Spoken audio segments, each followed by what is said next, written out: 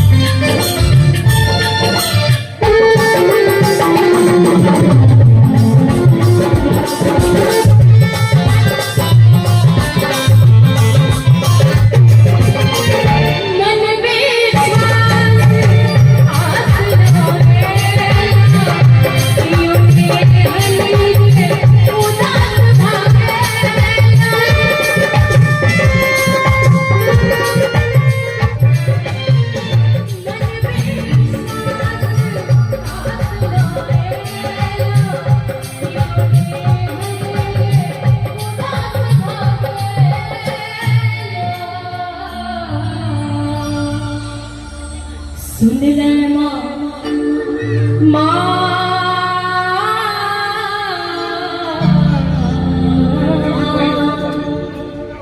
सुन ले माँ सब हक रजिया